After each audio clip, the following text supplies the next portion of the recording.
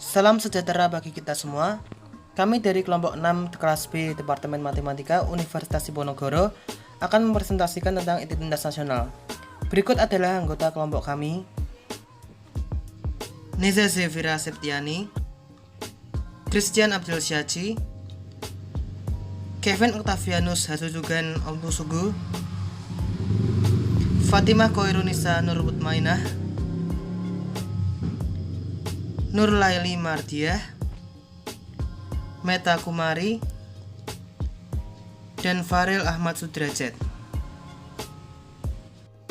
Indonesia adalah negara kepulauan yang memiliki lebih dari 17.000 pulau. Dan hal ini menyebabkan Indonesia memiliki banyak keberagaman, baik dari suku, agama, budaya, dan bahasa. Keberagaman Indonesia ini dapat menjadi keuntungan sekaligus kerugian bagi kesatuan dan keutuhan bangsa Indonesia. Karena itu diperlukan adanya identitas nasional negara Indonesia. Apa itu identitas nasional? Identitas nasional berasal dari dua kata dasar, yaitu identitas dan nasional. Identitas berasal dari kata identity yang berarti ciri atau jati diri, sementara nasional berasal dari kata nation yang berarti bangsa.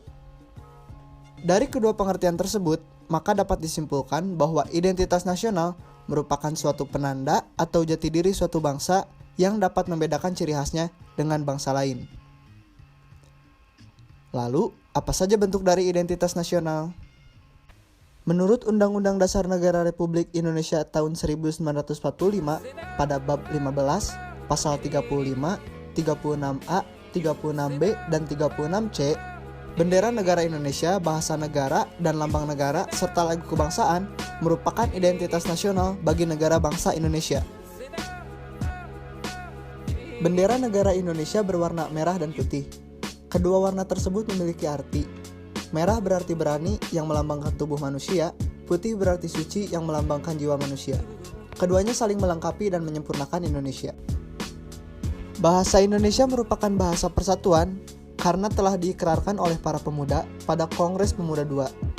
Ketentuan bahasa Indonesia telah diatur dalam UU Nomor 24 Tahun 2009 mulai pasal 25 sampai pasal 45. Garuda Pancasila merupakan lambang negara bangsa Indonesia. Burung Garuda yang merupakan lambang kekuatan dan kekuasaan, Pancasila sebagai ideologi negara yang berarti jati diri bangsa Indonesia, Bhinneka Tunggal Ika sebagai semboyan negara Indonesia yang bermakna berbeda-beda tetapi tetap satu jua. Indonesia Raya sebagai lagu kebangsaan diciptakan oleh W.H. Rudolf Supratman. Pada tanggal 28 Oktober 1928, lagu Indonesia Raya dinyanyikan untuk pertama kali sebagai lagu kebangsaan negara. Setelah Indonesia merdeka, lagu itu ditetapkan sebagai lagu kebangsaan perlambang persatuan bangsa.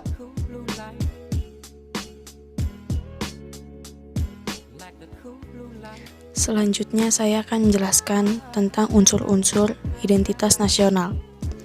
Yang pertama ada agama. Dasar negara Indonesia, yaitu Pancasila sila pertama, berbunyi ketuhanan yang Maha Esa. Hal ini menggambarkan bahwa Indonesia merupakan negara yang menjunjung tinggi nilai keagamaan dan ketuhanan.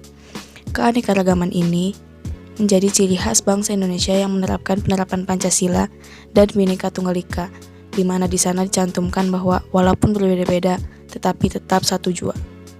Agama yang berkembang di Indonesia sendiri ada Islam, Katolik, Kristen, Hindu, Buddha, dan Konghucu. Yang kedua adalah suku bangsa. Suku adalah kumpulan dari golongan sosial masyarakat yang mempunyai sifat askritif. Sifat askritif ini sendiri adalah sifat bawaan yang sudah ada semenjak mereka dilahirkan, di mana ini merupakan salah satu jenis sifat yang akan mendapatkan derajat dan golongan yang setara dengan jenis kelamin serta umur seseorang. Sudah sangat jelas sekali bahwa Indonesia adalah salah satu negara yang terdiri dari beragam suku bangsa.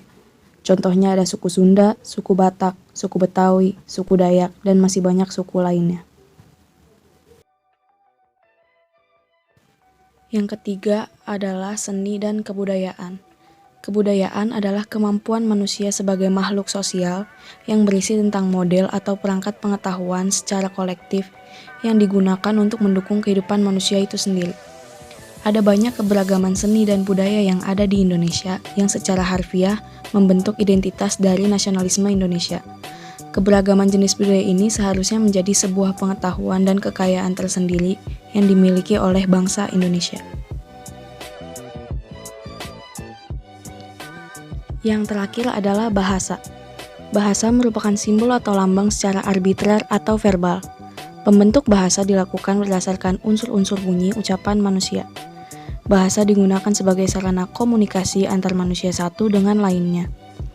Sudah dijelaskan bahwa di Indonesia sendiri memiliki setidaknya ratusan suku bangsa, dan setiap suku memiliki minimal satu bahasa yang berbeda.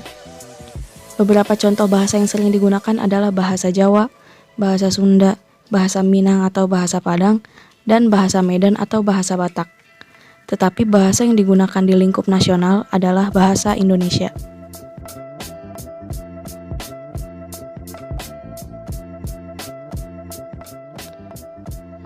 Untuk mendukung adanya identitas nasional, diperlukan beberapa faktor pembentuk atau pendukungnya, meliputi primordial, sakral, tokoh, Bhinneka Tunggal Ika, sejarah, perkembangan ekonomi, dan kelembagaan.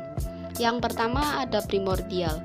Faktor-faktor primordial meliputi ikatan kekerabatan darah dan keluarga, kesamaan suku bangsa, daerah asal, bahasa, dan adat istiadat.